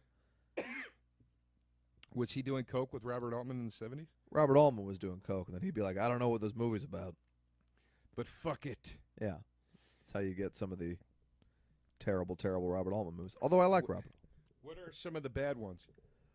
Oh, there's a big string of them in the 80s for sure. Mr. T and the Women? I fucking hated Dr. T and the Woman, thank you. Oh, yeah, sorry. That's, hey, girl. Come here, girl. Yeah. As I said. Get it? I'm doing Mr. T and the Women. Oh, I didn't get that at all. I pity the girl. You don't get it? I can't believe that wasn't a sketch, like a Mad TV sketch at the time. Well, do you know anybody besides you that saw Dr. T and the Women? I truly The only don't. reason I know it exists is because there's a casting office I go to where they have the poster of it up. Yeah. Hateful Eight is good. If anything, I just wanted to lower your Wait a minute. expectations. Go back to a the little Altman thing. What? You're What are the supposed bad to talk ones? about, yeah. What about, OC and Stiggs. Oh, He made so many movies. Like The Gingerbread Man is bad. Grand Canyon? Grand Canyon was Lawrence Kasdan, and I actually really liked that movie. Did Kasdan direct it or just write it? Both. I thought, are you sure? You're thinking of Shortcuts. Oh, I am. That is Similar what I'm movie, thinking of. similar time period. Shortcuts is pretty great. Okay, so Shortcuts is good. The Prairie Home Gingerbread Companion- Man? Isn't that the movie with It's a Keenan Grisham. Ivory Wayans? No, that's Meteor Man. Oh, no, that's the Glimmer The Man Glimmer Man. with Steven Seagal. No. No, that's not right either. Yes, it is right. Glimmer Man is Steven Seagal and Keenan Ivory Wayans. Gingerbread Man is Kenneth Branagh, John Grisham adaptation, directed by Robert Altman. It's not good. Okay. He made a Prairie Home Companion based off the worst radio show in the history of the medium that I can't believe people listen to. I liked that movie. I enjoyed it. boy. I found it charming. My friend, were you with us the other night? You weren't with us the other night. My friend was on that was on the radio show. Prairie Home Companion? Yeah, she's a comic, but she was on that show. What's her name? Her name's Erica Rhodes. All right. Congrats, Eric. Yeah, she's on the show. I Well, take I it don't think back. she's I on love it it. anymore. She's not on it anymore. Look, you can not like it. It's okay. I laughed still that you said you thought it was the worst radio show that ever made. What's it about? I never heard the show. I just saw the movie where they're like doing the show. It's about this fictional town called Lake Wobegon. Tom Sharpling talks about it every week on his podcast, which is my favorite podcast, the best show, other than this one. But he'll be like, Mrs. Pennyworth put out a hot apple pie on the sill to cool. It's not unlike my Sam Elliott. Right. And then it'll be like, but little did she know old man Jenkins had a sweet tooth, and he was passing by. That's like what the show is. So, like, he'll eat her pie, and then she'll be like, Mrs. Pennyworth suddenly found herself pieless for the big bake sale. That's what it is. And there's these jokes where, It's like, just like country stories. maybe an 80-year-old person listening would hear these jokes and be like, like, they'll be kind of jokes. But wait, it's just like country stories. Yeah, it'll be like, there was a raccoon on the wall, and after everyone ate the pie, the raccoon wasn't the only thing that was stuffed. Like, that's the level of jokes. Like, Is it ironic? so no, you saw Garrison Keillor in the movie. He thinks he's very funny. I met Garrison Keillor. He came to one of my shows once. Erica brought him, and then after. Is she having sex with Garrison Keillor? No, Jesus Christ, Pat. What the hell is the matter with you? I'm baffled by what I'm hearing. This girl's skipping around town with Garrison Keillor? No, she came to my show and she said Garrison really likes stand-up. I brought him to your show. Oh, okay. And I said afterwards, I'll probably steal your material. can you not deface people I'm trying to say nice things about Sure. right now? How about Sure. that? You say you love the guy's podcast and you call him a joke thief? I don't love his... I hate... No. Wait, you're talking about Tom Sharpling.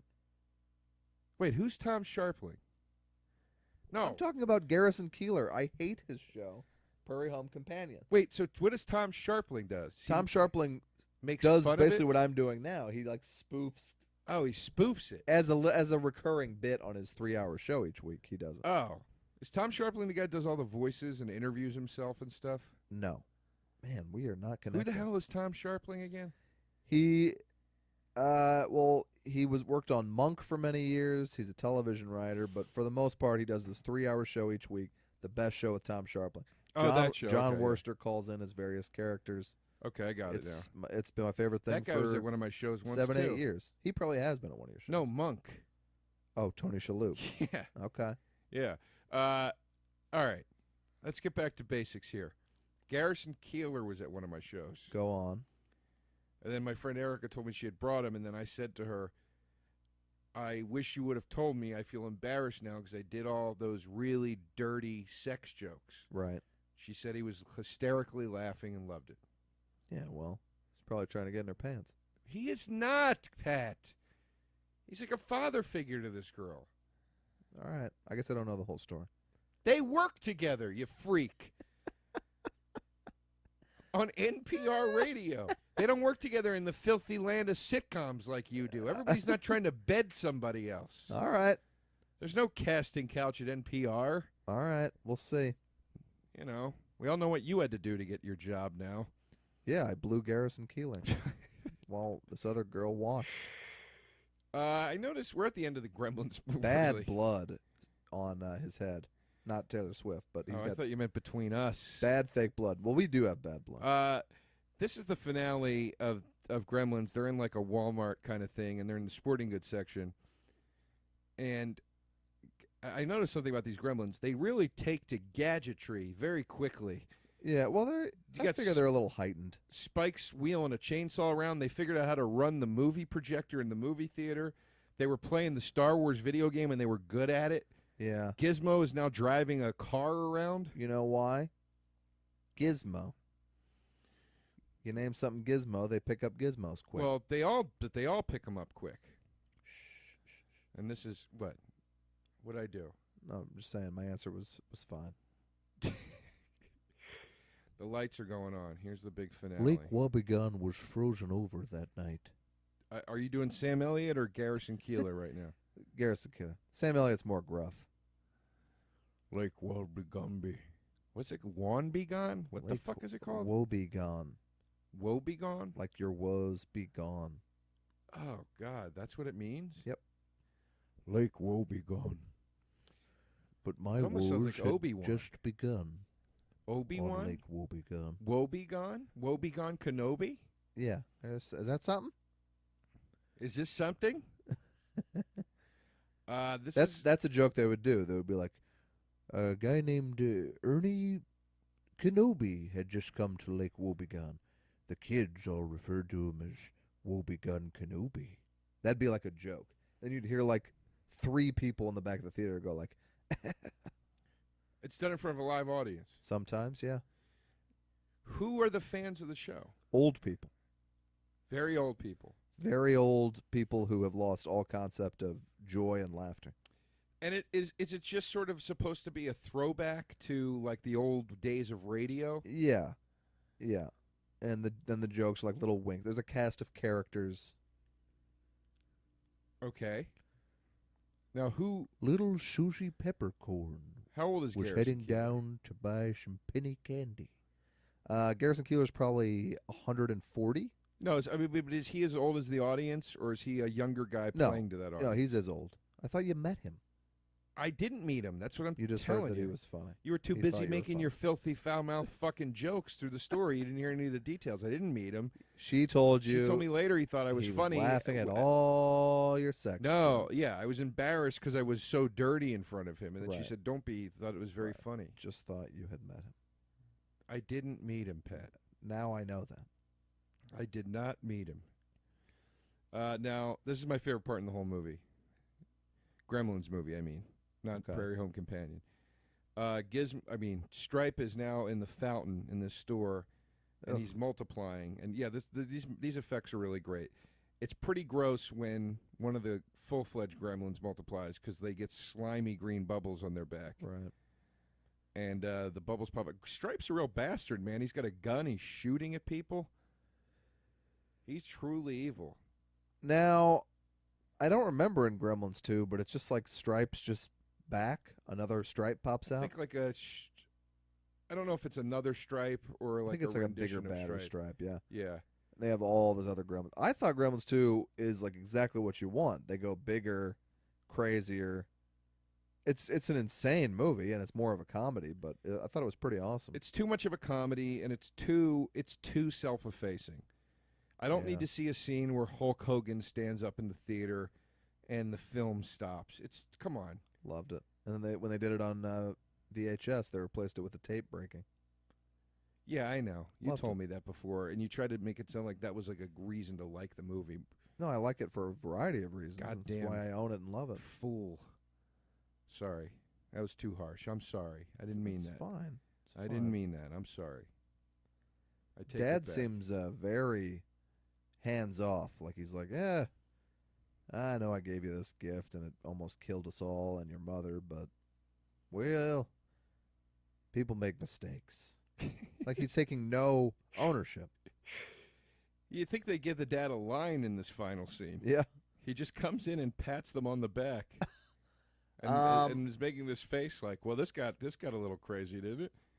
They announced Gremlins 3 as being a direct sequel. I don't think it's going to happen. Because, I think a reboot is probably discussed every day, but they said they won't do it. They said Columbus won't let it happen, and look, I'd love a direct sequel. You get you get Galligan back in there, you get Phoebe back in there, you get some new fresh face in there, and let's see a sequel. I think it almost can't be Galligan and Cates because Why? people don't care about them anymore. And I hate to say it because I do. I'm saying any studio that's going to greenlight this would be like, nobody gives a shit about those two. So you make them supporting characters. Yeah, that might be best. These fucking studios. It'd probably be like Bill Hader and somebody else. These studios, though, I mean, it's like they're like, well, we got to have people. Does anybody ever give a shit about the supporting cast? No. Do you know what I mean? I do. There's one time I do. It's called Star Wars 7 next week. Right. When my favorite characters of all time are the supporting cast. Yeah. Other than that, I don't give a shit. I mean, I always like the supporting cast. Joe. I don't dislike them. They I'm don't saying, put asses in the seats. I'm saying I don't care. Yeah, like nobody's there going, well, we gotta be here for this 7-minute, Frankie Muniz cameo. I don't fucking know. I couldn't think of anybody. I couldn't remember the Breaking Bad guy's name. The guy who you texted is your friend? No, the other guy, the main guy, the Breaking Bad guy.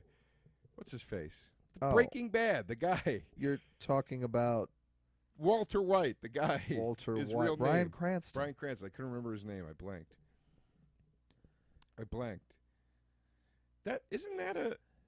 Well, who is that guy? The guy playing the reporter. Oh, he's the principal from Teen Wolf.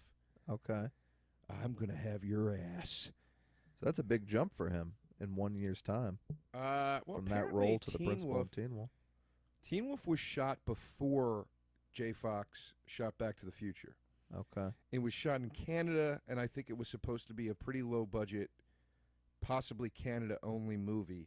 Back to the Future came out, was a huge success. Michael J. Fox was propelled into superstardom. They released it here. Smart. So, I don't think this was probably just another gig for this guy. You know what I mean? I do. This might have been a step up from Teen Wolf. Bit part in American movie versus lead role in Canadian movie. Yeah, I Right. said it. I'm comparing the markets. I wonder. Well, I want to know what our listener stats are because they were great when we asked a couple months back. But I want to know where we got fans. So folks tweeted us, or maybe we can find that out. But I What want the to hell know, does that have to do with the like, if we got fans Canadian all over the film market? Globe is what I'm Oh. saying. In Canada, you mean? I want to know if we got fans in Let us Canada, know where Paris. you're at. Let us know where you're at, and also let us know what movies you want us to do, because the big suggestion we seems to keep resurfacing is People Under the Stairs. We should do that next because we keep ignoring people's requests. I don't want to do it. You don't like because it. I don't like the film that much, and Wes Craven just died, so I don't want to. We have done 2 Cravens. We've done 2 Cravens. I don't want to half roast. And this Wes person's Craven Craven another? Well, we will do it. We will do it. But if you have suggestions, I think Pat and I both would agree. We're going to make jokes and be idiots anyway. So send us stuff that you truly want us to do because you like the movie, versus stuff that you want us just to make fun of. I don't know. Maybe that guy really does. That guy like people definitely likes.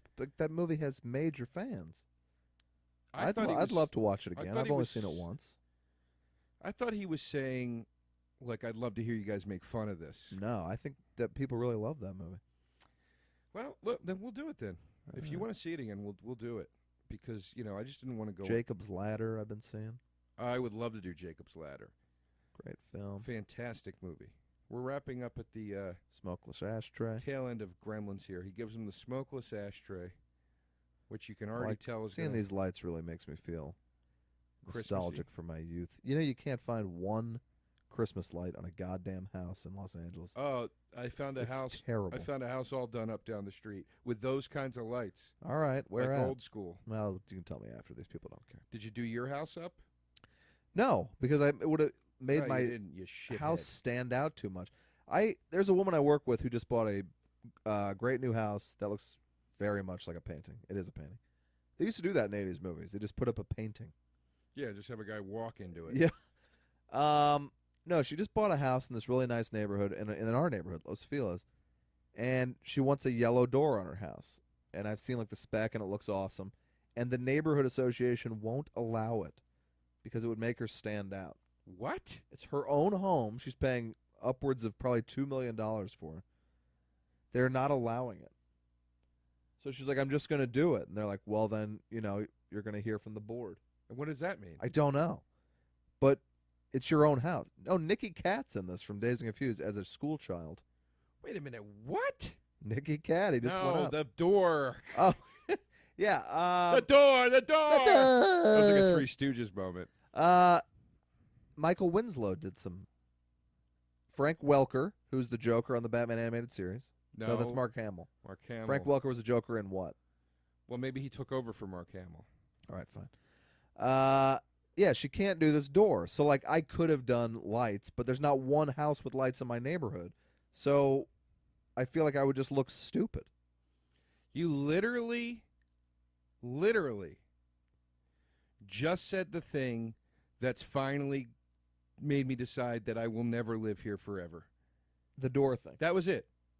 You can't stand out to it. That's revolting. I get as angry as you do with her, and she's pissed too. And she's like, I'm just going to do it. And they're like, you will be dealt with or something. Yeah. I don't think they can sue her, but they Hey, can do something. If you're a member of that neighborhood board, fuck you, you soulless fuck.